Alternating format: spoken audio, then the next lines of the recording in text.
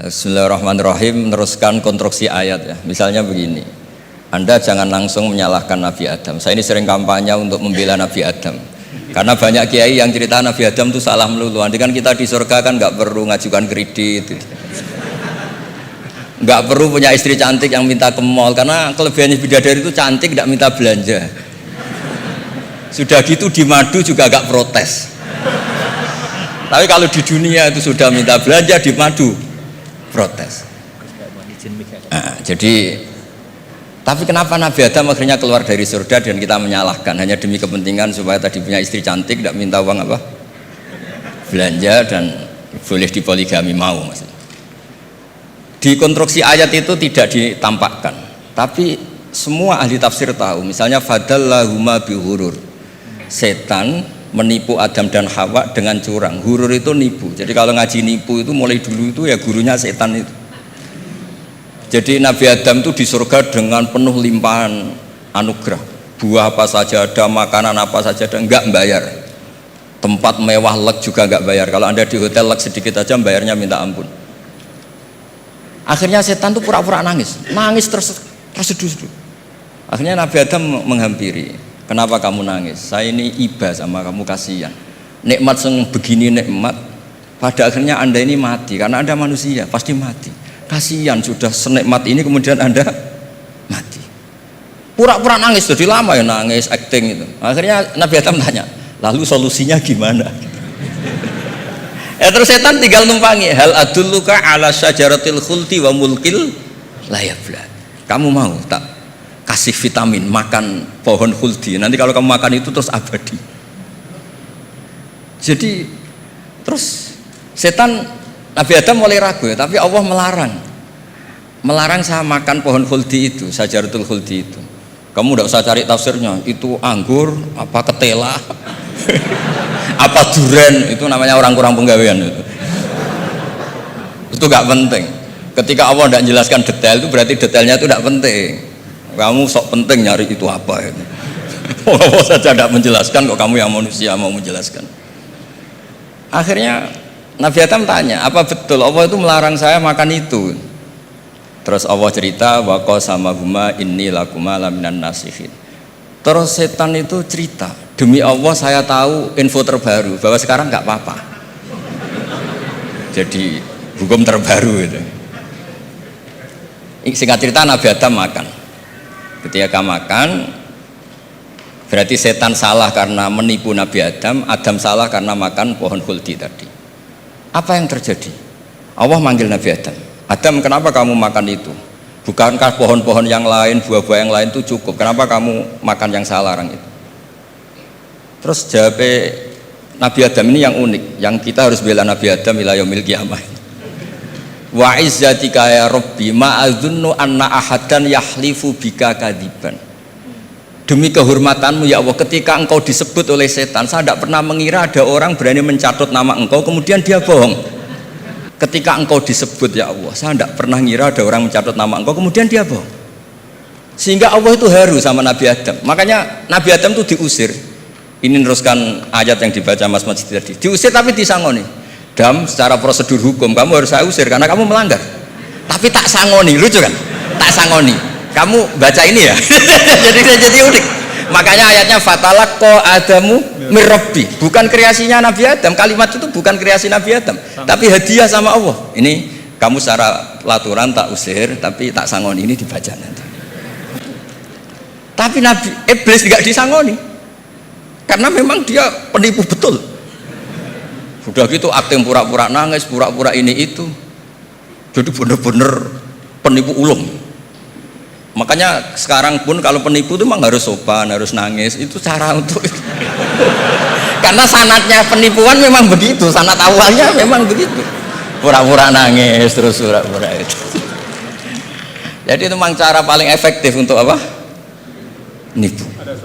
Ada sanatnya. Nah, lalu kenapa ada hadis mangqala la ilaha illallah dakhalal jannah? Ini terakhir terus nanti Mas Masdi ngendikan terus doai sekalian.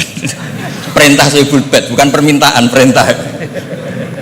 Perintah itu bukan berarti tidak sopan. Memang bahasa Indonesia itu gitu. Permohonan itu mesti diabaikan. Kalau perintah itu agak tegas, bukan masalah. Jadi begini, saya ulang lagi konstruksi ya, konstruksi ayat fadallahuma bihurur. Kenapa mangqala la ilaha dakhalal jannah? Itu unik. Kalau kita baca hadis, ada orang itu pendosa, salahnya sudah minta ampun, sama Allah dipanggil. Ini hadis musnad, riwayat musnad Ahmad dan banyak riwayat yang lain. Dipanggil, fulan kamu kesini. Kamu lihat itu apa? Bok Gusti. Berapa? 99. Per bok itu maddul basor. Sepanjang mata melihat itu isinya dokumen kesalahan dia. Jadi nggak kayak yang di pengadilan itu hanya beberapa tumpuk. Itu sepanjang dia lihat itu kesalahannya dia. Sepanjang dia melihat. Sudah gitu jumlahnya 99. Sehingga dia putus asa, dia tidak akan masuk surga. Kemudian sama Allah, sudah kamu tenang saja. Diambilkan bok kecil, kecil sekali, paling sak bok jam tangannya. Dah, innaka lan tuzlamal yaum, kamu tidak akan terdolimi. Kenapa Gusti? Ini kamu punya kebaikan ini kecil sekali. Ya apa efeknya Gusti? Kan nggak ngefek kesalahan seperti itu. Kemudian bandingannya hanya kebaikan sekecil itu. Dah kamu tenang aja. Setelah ditimbang, box 99 yang jumlahnya maddul basor kira-kira 3 kilo sama satu wadah jam kecil, ternyata setelah ditimbang itu menangnya 1 jam kecil. Karena isinya la ilaha illallah. Malaikat itu nggak berani. Kamu berani, ada namaku kemudian kamu abaikan. Malaikat yang nimbang Pak Warsono itu diprovokasi sama malaikat yang lain. Kamu berani nggak mempertimbangkan kata Allah di situ? Wah ya tidak berani. Jadi disebut fala yaskulu ma'asmillahi ta'ala syai'un, dibandingkan asma Allah itu tidak ada yang bisa ngungguli. Nah, di sini terus para torekot, para apa konwiridan Allah, Allah, Allah. Tapi karena kita ini sekarang sudah tidak ngaji malah tanya, gunanya apa sih muni Allah Allah? Lu nyebut pangerane orang-orang gunanya. Oh ini sedang nyebut Tuhannya, kok kamu tanya gunanya apa? Kamu tak kasih uang aja tidak pernah tanya gunanya uang ini apa? Pas dijak wiridan tanya gunanya apa sih? Oh dasar orang aneh. jadi logis. Lah Nabi Adam juga sama, ketika disebut asma Allah itu nggak mikir yang lain, apa setan itu penipu apa enggak, sudah grogi yang manggil Allah langsung. Nah, makanya saya mohon kenapa kita memahami mangkana akhiru kalamihi Allah la ilaha illallah dakhalal jannah. Karena dengan itu malaikat nggak berani macam-macam. Jadi nanti kalau Anda ketemu malaikat tukang hisab, ayo silakan abaikan nama Allah. Kalau kamu berani berarti tidak malaikatnya Allah. Masa namanya Allah gak dipertimbangkan? Apalagi ini asmane Allah. Nah, makanya Nabi ngendikan fato satisi jilat wasakula ismuwah. Kemudian bok kesalahan tadi jomplang kalah. Kemudian yang menang hanya asmanya Allah Subhanahu wa ta'ala. Makanya terus disebut, sudah Nabi ketika tanya amal apa paling baik ya Rasulullah, gini dzikrullah fisirri wal alan gini-gini. Dan kamu mati dan kamu hidup walisanu katordun, kamu harus selalu ingat Allah Ta'ala. Nah kalau sampean tanya kenapa itu menjadi penting, karena tadi malaikat tidak akan memperbandingkan Allah dengan yang lainnya. Makanya ketika ulama-ulama sufi, kalau kamu habis salah istighfar, nanti di sohifah kamu akan ditulis habis salah, salah. Terus di belakang ditulis, tapi setelah itu dia bilang astagfirullahaladzim. Nanti malaikat tinggal aja kamu teror, kamu mempertimbangkan Allah apa yang itu.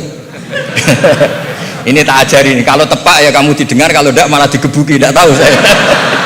Tapi itu ijazah resmi nih hari ini, hadisnya akurat. Ijazah. Nggih ngoten mawon, kok nak kesuwen kepinteran nyanyi kula. Assalamualaikum warahmatullahi wabarakatuh. Alhamdulillah, Masya Allah, kisah Nabi Adam dari Gus Baha. Semoga kita bisa mengambil hikmahnya dan kita menjadi pribadi yang lebih baik. Berikut ini kita akan ketemu dengan para guru yang sangat luar biasa. Ada Gus Bara, ada kemudian Ustadz Abi Gifran dan juga Ustadz Nawawi.